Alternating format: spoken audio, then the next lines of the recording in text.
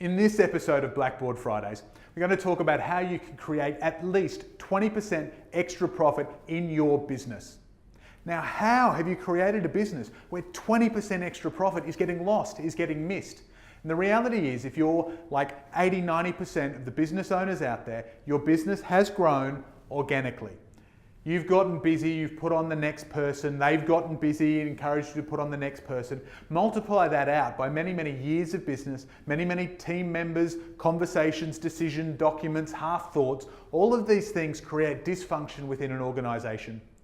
What we do through the R&R process is unpick all of that dysfunction, look at the contextual decisions you've made, make the changes there, and recreate the systems and structures in a way that is as efficient as possible, when no profit, no time gets lost going back and forth amongst the organisation. And here are the different elements. And remember, if we link back to the Business Depot way in episode 50, this is all of the different elements that sit at that systems layer of context. Make key decisions here that are relevant for the size and the stage of your business, and you will find that your business is a whole lot easier. So it starts up the top with your communication structure. I'm not an org chart kind of fan because I don't feel that in modern business having a hierarchy is going to help you. However, you do need to be clear about who communicates what to whom. What are the key processes and channels for that communication so that it happens as efficiently as possible? And you need to link this to your capacity engine and your strategic roadmap. What's the right number of resources for the business to be as optimally profitable as it can be?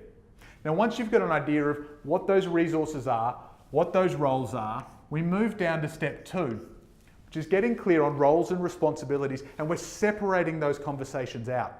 On the one hand, we have role descriptions, and then on the other hand, we have a responsibility chart. Now, this is the same information presented 2 ways for maximum impact. A position description is really a list of who, what's the role, who is filling that role, and what tasks is that role responsible for. The responsibility chart is the flip. It takes the tasks and lists out who is responsible. And a great example of that in my business, Business Depot, where we've got 35, 40 team members now. If I want to know who's responsible for IT because I've got a question about my computer, historically, I might be expected to read through 40 different position descriptions to find out who has IT on their position description. Instead, I can just have a look at the responsibility chart, find IT, which sits under the administration in the red area of the business, and know that I need to go and have a conversation with that person. Linking these 2 reduces an awful lot of waste and ensures that the right person is always doing the right job at the right time. And now we need to flow that through. For the roles, has each individual got an idea of their ideal week or perhaps their ideal month?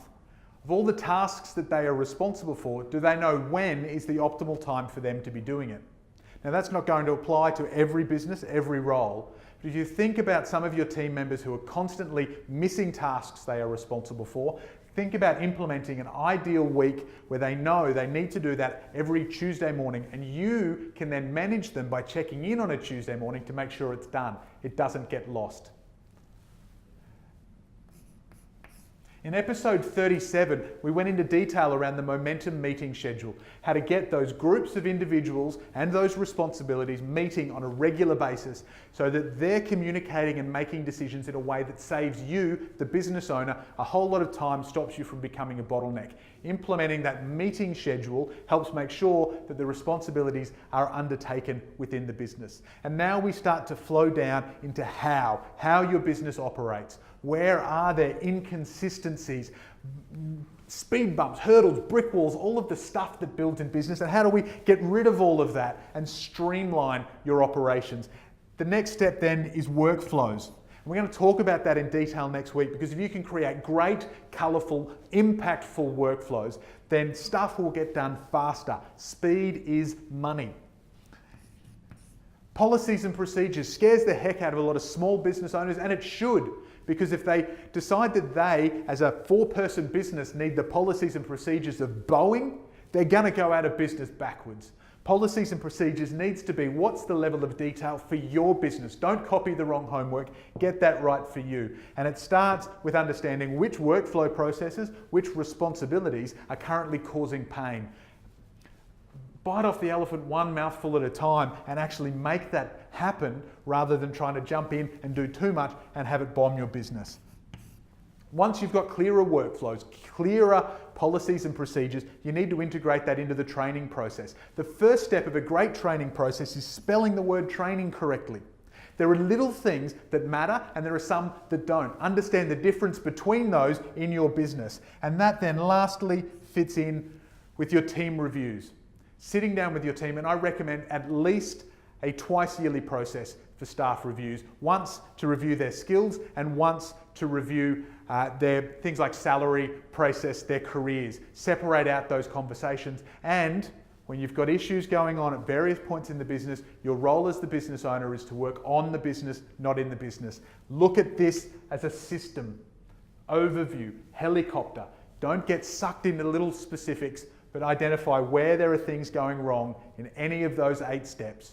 Rectify them, overcome those hurdles, and create at least 20% more profit in your business today.